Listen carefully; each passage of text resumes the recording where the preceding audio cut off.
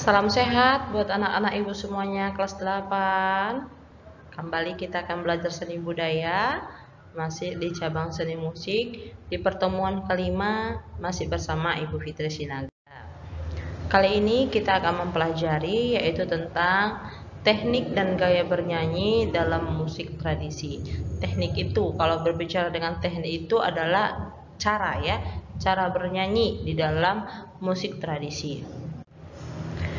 Cara yang bernyanyi itu adalah terlebih dahulu kita harus tahu fungsi karya seni musik tradisional yang tumbuh dan yang berkembang di daerah Indonesia secara umum. Ada 6 fungsi, ya, 6 fungsi.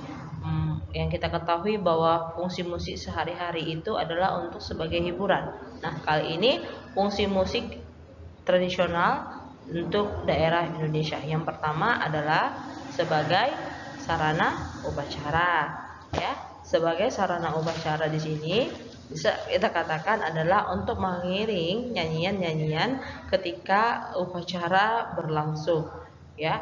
Dan erat ini dengan bisa dilakukan di acara kematian, ya, upacara kematian, upacara kelahiran, ataupun upacara-upacara keagamaan. Baru yang kedua di sini fungsi musik sebagai pengiring tari. Nah, fungsi musik pengiring tari di sini adalah kita bayangkan dulu jika kita menari tanpa adanya musik, pasti serasa seperti kurang lengkap, ya. Ketika kita menari tanpa diiringi musik. Jadi musik dan tari-tarian masih bisa dia memiliki pola dan ritme yang saling berhubungan, ya. Contohnya yaitu kebanyakan tarian di Indonesia itu hanya bisa diiringi oleh musik daerahnya sendiri. Karena apa? Dia berkaitan dengan irama musik yang berpengaruh pada perasaan seseorang untuk melakukan gerak-gerakan indah di dalam tarian. Itu bisa terdapat di contohnya adalah di tarian kecak yang berasal dari daerah Bali, ataupun tarian Pakarena yang berasal dari Sulawesi. Nah, fungsi yang ketiga yaitu sebagai media bermain. Maksudnya di sini sebagai media bermain adalah contoh lagu, pernah dengar ya, cublak cublak sueng sueng na ora jane, itu ya. Jadi nyanyian di situ bisa disebut sebagai pengiring tarian, ya. Nah, lagu-lagu rakyat atau folk song yang terdapat di daerah pedesaan itu banyak digunakan untuk sebagai media bermain, ya. Baru yang keempat adalah fungsi musik sebagai media komunikasi. Nah, media komunikasi di sini maksudnya adalah bunyi-bunyian yang setiap daerah itu memiliki irama, khas bunyi-bunyian dan musik yang berbeda sebagai alat komunikasinya, ya. Contohnya itu adalah irama kentongan, bedong, lonceng, dan alat musik sederhana yang dipakai sebagai pemberitahuan khusus kepada khayalak umum. Baru yang kelima, fungsi musiknya adalah sebagai media penerangan. Nah, apa di sini yang dikatakan sebagai media penerangan? Media penerangan itu sebagai iklan layanan masyarakat, ya, iklan layanan masyarakat yang merupakan contoh fungsi sebagai media penerangan. Contohnya yaitu lagu-lagu yang disertakan untuk menarik perhatian masyarakat dan sebagai identitas suatu kegiatan masyarakat desa. Baru yang keenam, dia berfungsi sebagai media ekspresi dan komoditi. Nah, apa ini maksudnya di sini media ekspresi dan komoditi? Musik daerah juga digunakan sebagai ajang bisnis, untuk ajang bisnis, serta meningkatkan kehidupan ekonomi, ya.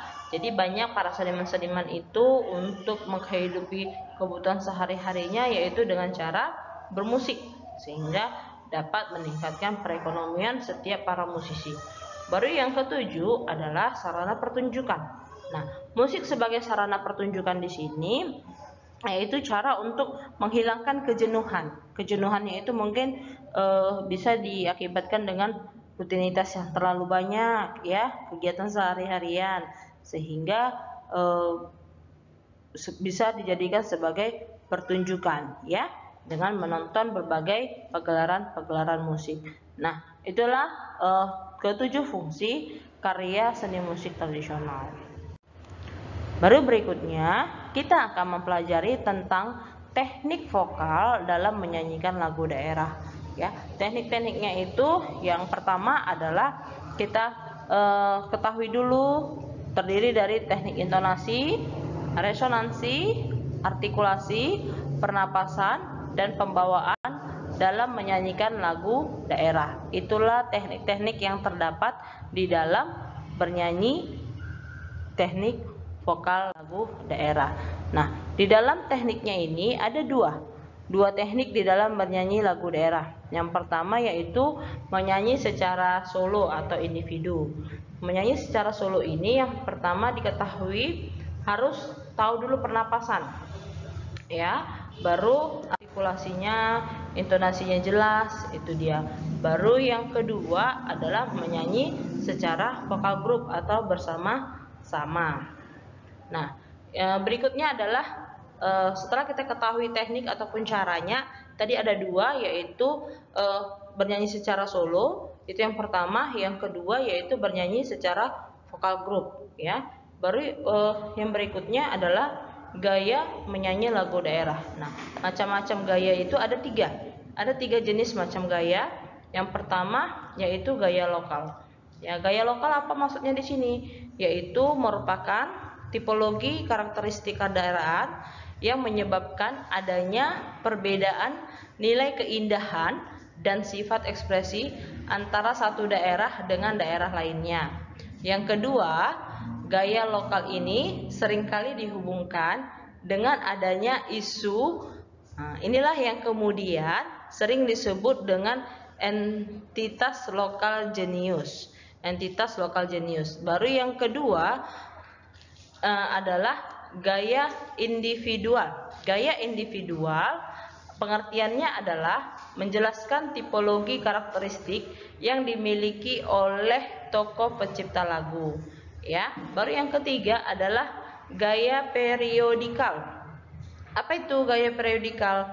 Yaitu merupakan tipologi karakteristik zaman tertentu yang menyebabkan perbedaan-perbedaan di zaman lainnya. Nah, udah jelas ya teknik dan gaya di dalam bernyanyi musik daerah.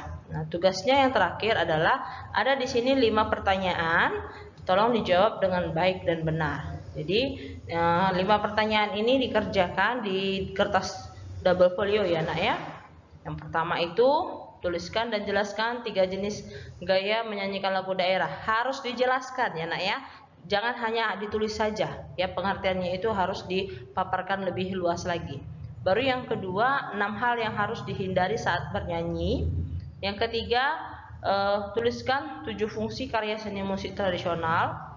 Yang keempat, tuliskan dan jelaskan 2 teknik yang digunakan dalam bernyanyi vokal group. Tadi ada 2 ya, dan itu dijelaskan. Tadi ada secara solo dan ada secara kelompok ataupun vokal group. Nah, dijelaskan lagi lebih rinci bagaimana menyanyikan secara solonya, bagaimana menyanyikan secara kelompoknya. Baru yang terakhir, perbedaan bernyanyi solo dengan bernyanyi vokal group. Jadi jawaban antara soal nomor 4 dan soal nomor 5 ini sangat berkaitan. Itu dia ya. Jadi demikianlah pembelajaran kita pada hari ini. Kiranya anak-anak ibu dapat mengerjakannya dengan tepat waktu dan jangan lama mengumpulkannya ya. Jadi harus tepatlah kelas 8 itu hari Rabu dan hari Kamis mengumpulkannya ya nak ya. Terima kasih, sampai ketemu di materi kita yang berikutnya. Salam sehat.